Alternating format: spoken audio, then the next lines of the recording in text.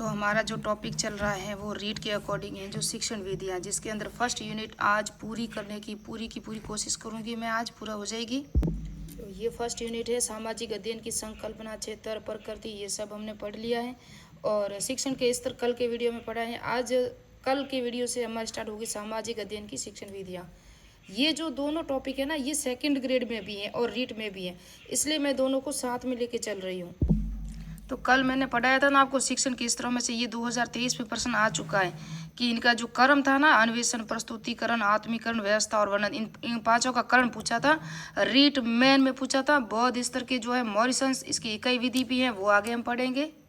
ये भी कल के पार्ट में हमने पूरे कर लिए। शिक्षण के उद्देश्य, ब्लूम टैक्सोनॉमी पढ़ी थी हमने, यहाँ तक आए हम। आज हमारा जो होगा ना, ये ज्ञान पढ़ लिया हमने, अवबोध पढ़ लिया। आज हम प्रयोग पढ़ेंगे, उसके बाद इस क्रम को पूरा करेंगे। फिर भावात्मक और क्रियात्मक पक्ष में किस किस ने संशोधन किया, कितने भाग बताए।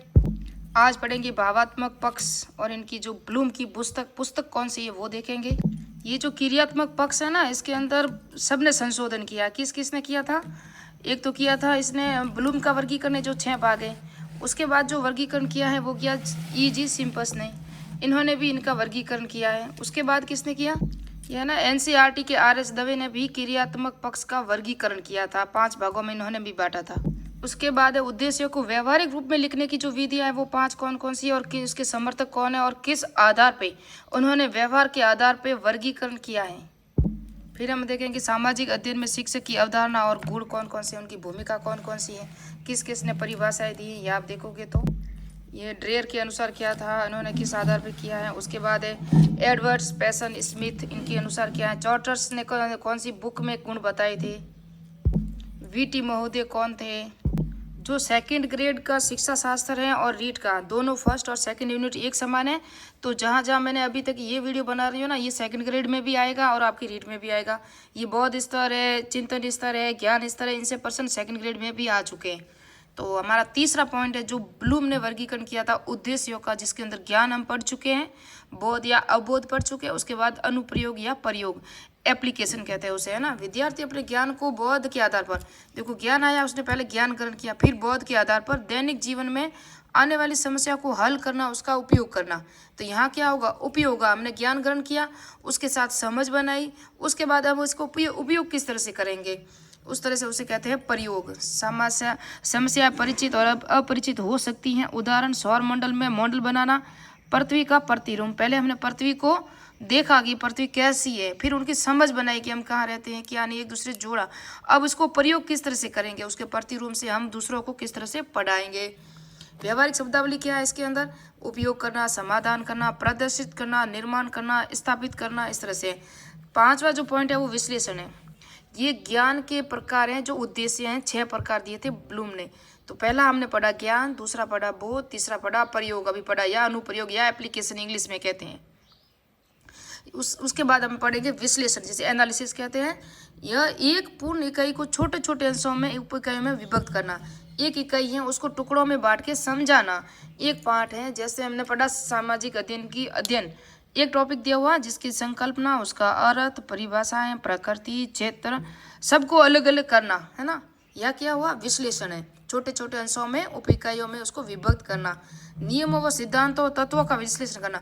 उसके बाद जिस तरह अर्थ देखा तो उसका अर्थ हम पढ़ेंगे, फिर सिद्धांत, जिस तरह प्रकार पढ़ेंगे उनका विश्लेषण करना, उन तत्वों को, संबंधों का विश्लेषण करना।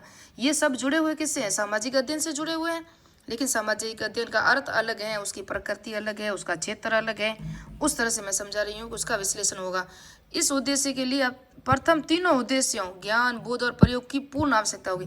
ये हम तभी करेंगे ना, हमें ज्ञान होना चाहिए, हमारे अंदर समझ जिसे कहते हैं बोध या अबोध, उसकी वो होना चाहिए। उसके बाद हमें प्रयोग करना आना चाहिए, तभी हम विश्लेषण करेंगे कि ये कौन सा सही है, क्या गलत है। इस तरह से नहीं कर सकते। जैसे कि ये है, देखो ये तीनों हमको, इन सबको हमने अलग कर दिया। अब इनका इनके साथ क्या संबंध है? जिस तरह अर्थ और परिभाषाएं हम देखते हैं ना, उनका संबंध सामाजिक अध्ययन से किस तरह से है। फिर हम देखेंगे, इन सब की तुलना भी करेंगे, अंतर है, टुकड़े, उप इकाइयां, तुलना भी करेंगे कि किस तरह से दोनों अलग है और किस तरह से दोनों जुड़े हुए हैं, संबंध किस तरह से। तो ये क्या हुआ? विश्लेषण करना। उसके बाद है संश्लेषण। संश्लेषण में क्या होता है पता है? एक इकाई है। अब सब जो जितने भी हमने टुकड़े किए किसके अंदर? विश्लेषण के अंदर।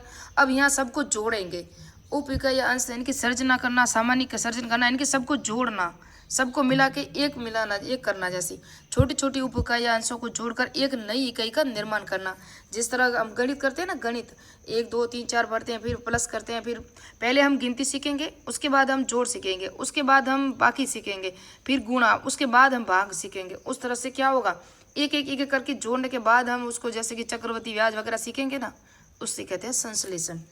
छोटी छोटी उप इकाइयों को जोड़ना, एकत्रित करना, सृजनात्मकता इसके अंदर आएगी। सामान्यीकरण, संगठित करना, मिलान करना, जोड़ना, ये सब क्या है, गणित को आप उसका उदाहरण देकर समझ सकते हो, संश्लेषण। लास्ट में है मूल्यांकन, जो ब्लूम ने दिया था।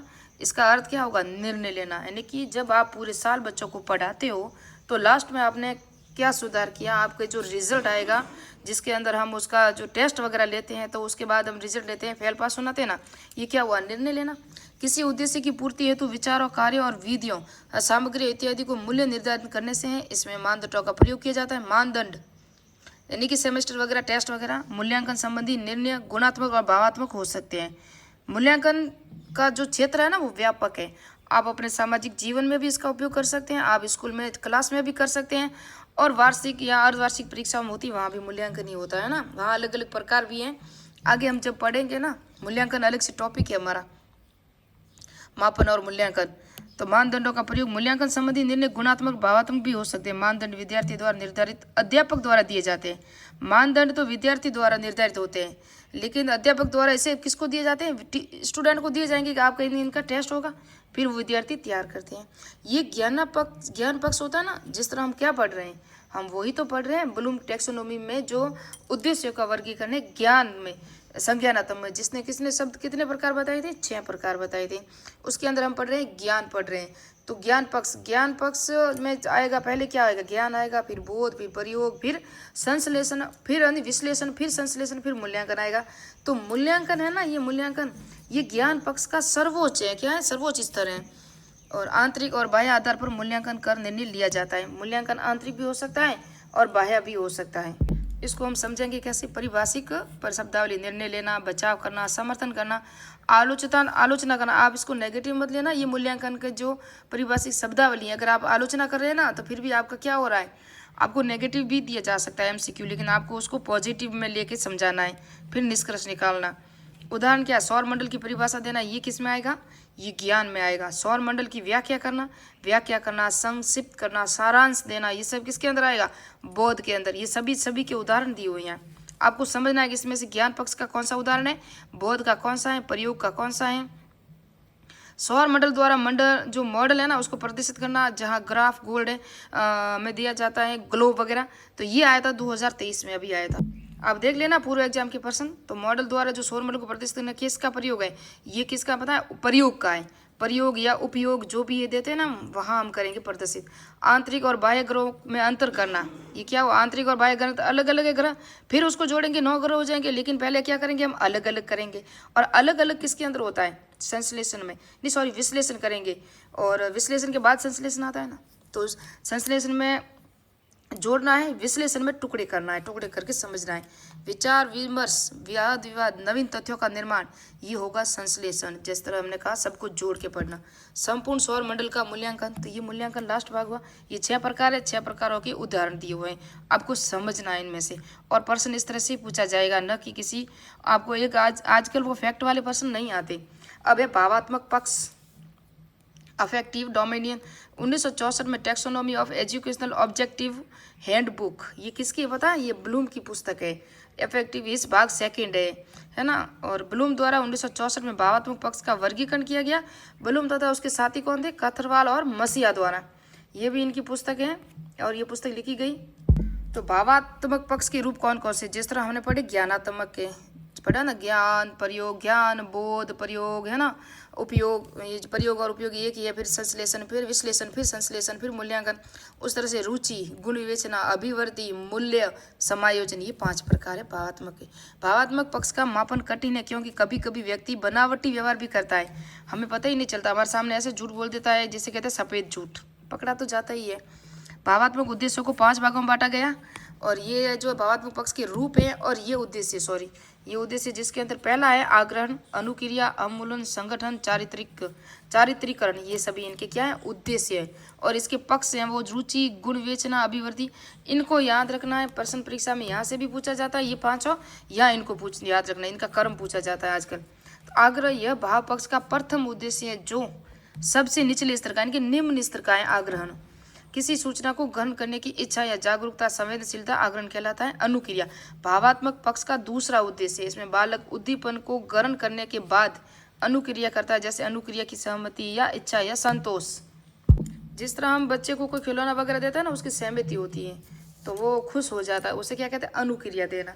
विद्यार्थी द्वारा मूल्यों के प्रति भाव प्रकट करना, किसके द्वारा विद्यार्थी द्वारा मूल्यों के प्रति भाव प्रकट करना, स्वीकार करना, मूल्यों को प्राथमिकता देना, मूल्यों के प्रति निष्ठा प्रकट करना, यह अनुमूल्यन है ना, स्वीकृति। चौथा जो है संगठन या व्यवस्था, इसे व्यवस्था भी कहते हैं। और ऑर्गेनाइजेशन याद रख सकते हो इंग्लिश में। तो बालक द्वारा स्थायी मूल्य संरचना का निर्माण करना अर्थात मूल्यों को व्यवस्थित करना संगठन कहलाता है। इसमें बालक मूल्यों की एक संकल्पना बना लेता है। लास्ट में जो है चारित्रीकरण या मूल्यों का चारित्रीकरण करना, मूल्यों का किसका, यह भावात्मक पक्ष का सर्वोच्च स्तर है। जिस तरह हमने देखा ज्ञान पक्ष का सर्वोच्च स्तर कौन सा है, मूल्यांकन, उसी तरह से भावात्मक पक्ष का सर्वोच्च स्तर है वो है चारित्रीकरण करना। बालक को मूल्यों के इस तरह आत्मसात कर लेता है कि वे मूल्य उसकी जीवन शैली के अंग बन जाते हैं और बालक का व्यवहार उन मूल्यों से नियंत्रण होने लगता है। जिस तरह हमारे घर में या समाज में जो रीति रिवाज है, जो हमारी परंपराएं, या हमारा संस्कृति है, वो जो बच्चा देखेगा वही करेगा। अगर आपके घर में लड़ाई झगड़े हो रहे तो बच्चा भी लड़ाई झगड़े ही करेगा। अगर आपके घर में एजुकेशन का वातावरण है तो बच्चा भी एजुकेशन की तरफ ही जाएगा। अगर चुगलखोर वगैरह, कहते हैं कि वॉटसन ने कहा था ना कि तुम मुझे कोई भी बच्चा दे दो, मैं उसे डाकू भी बना सकता हूँ, चोर भी बना सकता हूँ, उसे गुंडा भी बना सकता हूँ, वकील भी बना सकता हूँ और कुछ भी बना सकता हूँ। उस तरह से क्या आप वातावरण पे उन्होंने ज़्यादा जोर दिया था वॉटसन ने। लास्ट में है क्रियात्मक पक्ष, साइकोमोटर डोमेन कहते हैं इसे, मनोचालक या गामक। क्रियात्मक पक्ष में ज़्यादातर क्या हुआ है, संशोधन किया गया, दवे के द्वारा किया गया और ARH दवे है ना NCERT के, उनके द्वारा किया गया है और सिम्पस द्वारा किया गया है, सबके द्वारा किया गया। किस किस के द्वारा मैं अभी बताऊंगी। ये सिर्फ नोट्स हैं, आप नोट्स बना लेना। बाकी नाथ पब्लिकेशन की बुक भी ला सकते हो, वहाँ आपको डीपली मिलेगा। लेकिन मैंने यहाँ जो परीक्षा उपयोगी तथ्य होते हैं ना वो लिए हैं। क्रियात्मक उद्देश्य में ब्लूम का वर्गीकरण 6 भागों में बांटा ब्लूम ने, EC जिम्बस ने 5 भागों में, RH दवे ने कितने, जो वधी RH दवे ने 5 भाग बताए। किसके, क्रियात्मक पक्ष के अलग अलग भागों में बांटा इन्होंने।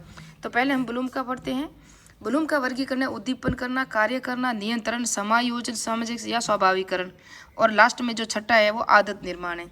उद्दीपन क्या होता है, क्रिया हेतु छात्र में कार्य करना या घटना के प्रति उत्तेजना लाना। उद्दीपन क्या हुआ, जब हम पढ़ेंगे ना तभी हम अच्छी सी जॉब ले पाएंगे। तो उद्दीपन हमारी नौकरी होगी, पढ़ाई हमारी जो अनुक्रिया है जो हम पढ़ रहे हैं। कार्य करना यानी क्रिया करना, जो भी क्रिया करते हैं ना हम एजुकेशन के लिए, क्या क्या बुक लाना है क्या नहीं। नियंत्रण, शिक्षक के मार्गदर्शन की क्रियाओं का नियंत्रण। समायोजन, सामंजस्य, विभिन्न क्रियाओं के क्रम में एक रूपता लाना। स्वाभाविकरण, कार्य की शैली विकसित करना।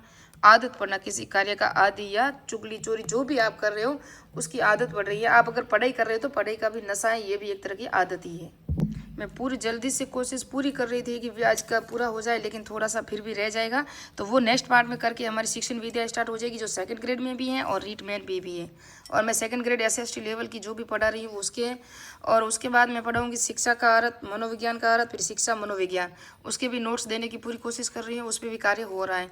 ECG जिम्पस के अनुसार वर्गीकरण 5 भागों में बांटा है क्रियात्मक पक्ष के उद्देश्यों को, जिसके अंदर पहला ये प्रत्यक्षीकरण, दूसरा है व्यवस्था, तीसरा निर्देशात्मक अनुक्रिया, चौथा है कार्य प्रणाली, जटिल प्रत्यक्ष अनुक्रिया।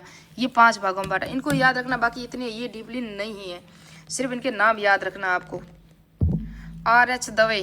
RH दवे NCERT की थी। RH दवे क्रियात्मक पक्ष का वर्गीकरण किया 1969 में और 5 भागों में बांटा, किसको, क्रियात्मक पक्ष को।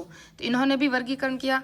इनका जो पहला वर्गीकरण था अनुकरण, जो निम्न स्तर का है, कार्य करना या परिचालन, ये दूसरा है। तीसरा है परिशुद्धता या यथार्थता। चौथा है कार्य संधि नियोजन या मिलान करना। और स्वाभाविकरण जो उच्च स्तर का है, इसका 5 नंबर का है। तो स्वाभाविकरण उच्च स्तर में क्रियात्मक पक्ष को किसने दिया था, RH दवे ने दिया था। अब जे एज ए हैरी का वर्गीकरण, ये सिर्फ नाम ही पूछे जाते हैं, ज़्यादातर डीपली नहीं पूछा जाएगा। एज ए हैरी का वर्गीकरण 1972 में इन्होंने भी 6 भागों में वर्गीकृत किया। रॉबर्ट मिलर ने भी हैरो के क्रियात्मक वर्गीकरण को ही व्यवहारिक शब्दावली में लिखा। तो ये जो हैरो ने दिया था ना वर्गीकरण, उसको ही व्यवहारिक शब्दावली में लिखा किसने? रॉबर्ट मिलर ने। तो रॉबर्ट मिलर की जो है देखो सहज क्रियात्मक अंग संचालन, वेरी इंपॉर्टेंट, पहला ही भाग है जो रॉबर्ट मिलर ने इसको व्यवहारिक शब्दावली में लिखा और वर्गीकरण किया था, जे हैरो ने किया था, याद रखना। आधारभूत अंग संचालन, व्यवहारिक जो क्रिया है वो होगा, देखो आप इसको सिर्फ नाम याद रखना है और इम्पोर्टेंट ज़्यादा नहीं है। प्रत्यक्षीकरण योग्यता, इसमें बालक ज्ञानेंद्रिय और सामंजस्य स्थापित करते हुए इसमें बालक की प्रशिक्षण द्वारा अर्जित होता है। यानी कि प्रशिक्षण यानी 1-2 बार हाथ जल जाएगा ना तो वो वापस नहीं लेके जाएगा। अगर गंदी बदबू आ रही है तो वहाँ से जाएगा कि बदबू गंदी आ रही है, देख कर पहचाने। एक बार किसी को देख लिया कुत्ते को तो दूसरी बार जब आएगा तो ये कुत्ता आया है, वो पहचानेगा बच्चा, है ना। उस तरह से है प्रत्यक्षीकरण योग्यता है, उसे कहते हैं। शारीरिक योग्यता है जिसके अंदर क्या है? आदत करना, सुधारना, संचालन करना, बढ़ना, टुकड़े में करना, खेलों में अच्छा प्रदर्शन करना, क्या है? शारीरिक योग्यता ही है। कौशल युक्त अंग संचालन जिसके अंदर प्रशिक्षण और निरंतर अभ्यास द्वारा क्रियाओं में कौशल प्रदर्शन करना। जिस तरह से आप नृत्य की क्लासें ले रहे हैं, तैरने की जो स्विमिंग कर रहे हैं, तो उसके बाद ही आपको कौशल युक्त अंग संचालन होगा और आप उसके अंदर जैसे कि ओलंपिक में जा सकते हो, आप खिलाड़ी बन सकते हो और कुछ भी कर सकते हो, यानी कि अभ्यास के द्वारा। सांकेतिक संप्रेषण जो मुस्कुराना, नकल करना, ये तो इशारे हो गए। उद्देश्यों में व्यवहारिक रूप से लिखने की जो विधियाँ हैं, देखो उद्देश्यों को व्यवहारिक रूप से लिखने की विधियाँ अलग थी। यहाँ तक अब तक हमने पढ़ा था, पहले पढ़ा था ज्ञानात्मक, भावात्मक और क्रियात्मक पक्ष, और ये तीनों उद्देश्य ब्लूम ने दिए और इन सब का जो वर्गीकरण किया गया, किसी ने संशोधन किया, कथरवाल ने और मसीहा ने कहीं कहीं अलग अलग से अपना अपना वर्गीकरण प्रस्तुत कर दिया, किसी RS दवे ने कर लिया, जहां हम देखें कई बार हर जगह हो सके, हैरी ने भी किया और मिलर ने भी किया। अब हम देखेंगे व्यवहारिक रूप में लिखने की जो विधियाँ थी, तो ड्यूकर ने 1954 में, RS ब्लूम ने 1956 में, रॉबर्ट मैगर 1900, यहाँ अलग लिखना था, अच्छे ही लिख दिया मैंने, मिलर 1962 और ये भी 1962 ही है, याद रखना, वेरी इंपॉर्टेंट है। ये राष्ट्रीय शैक्षिक अनुसंधान और प्रशिक्षण कहाँ है? मैसूर में है। ये जो व्यवहारिक रूप के लिए जो उद्देश्यों का वर्गीकरण किया, रॉबर्ट मैगर विधि ने किया था। रॉबर्ट मैगर ने कार्य सूचक क्रियाओं के आधार पर किया था। किस कार्य सूचक क्रियाओं की सूची तैयार की इन्होंने? ज्ञानात्मक उद्देश्यों की क्रियाओं की सूची और भावात्मक की। यहाँ इन्होंने क्रियात्मक उद्देश्यों की सूची तैयार नहीं की। किसने नहीं की? रॉबर्ट मैगर ने नहीं की। ये देखो आप, रॉबर्ट मैगर की विधि है या कार्य सूचक क्रिया है, ज्ञानात्मक उद्देश्यों की कार्य सूचक क्रिया है। ये भावात्मक सूची, उद्देश्यों की क्रियाओं की सूची जो कार्य सूचक क्रियाओं के आधार पर इन्होंने उद्देश्यों का वर्गीकरण किया, और उद्देश्य वही थे जो इन्होंने उन्हीं उद्देश्यों का वर्गीकरण किया जो ब्लूम ने दिए थे, है ना। अब ड्यूकर ने 1954 में उद्देश्यों को व्यवहारिक रूप दिया। BS ब्लूम ने 1956 में परीक्षा प्रश्नों की रचना के उद्देश्यों को व्यवहारिक रूप में महत्व समझाया इन्होंने, इनकी परीक्षा प्रश्नों के द्वारा। मिलर ने 1962 में सैन्य प्रशिक्षण के लिए क्रियात्मक उद्देश्यों को व्यवहारिक रूप में लिखने की विधि का विकास किया। किसने किया? मिलर ने किया था। भारत में राष्ट्रीय शैक्षिक अनुसंधान और प्रशिक्षण परिषद, मैसूर विश्वविद्यालय उद्देश्यों को व्यवहारिक रूप में लिखने की विधि का विकास किया। इसे RCEM विधि भी कहते हैं। इन्होंने मानसिक योग्यता के आधार पर, और इन्होंने 17 मानसिक योग्यताओं को आधार माना, और जब इनकी चर्चा भी, जबकि गिलफोर्ड ने 120 मानसिक योग्यताओं का वर्णन किया है। तो 17 मानसिक योग्यताओं का वर्णन किसने किया है? मैसूर विश्वविद्यालय में किया है, और 17 मानसिक योग्यताओं के आधार पर इनका वर्गीकरण किया है। और इन्होंने, गिलफोर्ड ने 120 मानसिक योग्यताओं का जो निर्माण वगैरह किया है, बात कही है। मैं आपको बता दूं, क्षेत्रीय शिक्षा महाविद्यालय मैसूर में RCEM मेथड के अनुसार देखो ये मानसिक योग्यता है, और ये जो RCEM जो प्रणाली है, उद्देश्य है। ज्ञान को 2 भागों में बांटा इन्होंने, बोध को 7 भागों में बांटा। और आप ये देखोगे इस तरह से प्रयोग को किसने भागों में बांटा? इन्होंने 5 भागों में बांटा, और सृजनात्मकता को 3 भागों में बांट के सब कुल मिला के इन्होंने 17 भागों में इनका वर्गीकरण किया था। अब शिक्षक की जो अवधारणा और शिक्षक की भूमिका पढ़ेंगे नेक्स्ट पार्ट में। वीडियो बहुत ही बड़ा हो गया है, अगर आप देख सकते हो तो यही है। नेक्स्ट में पढ़ेंगे सामाजिक अध्ययन की शिक्षण विधियाँ। तो मिलते हैं नेक्स्ट पार्ट में, नेक्स्ट वीडियो में। मेरे चैनल को सब्सक्राइब कीजिए, लाइक कीजिए, कमेंट कीजिए। और ये जो विधियाँ, अभी तक हम 2nd ग्रेड के अकॉर्डिंग ही पढ़ रहे हैं और रीड के अकॉर्डिंग भी चल रहे हैं।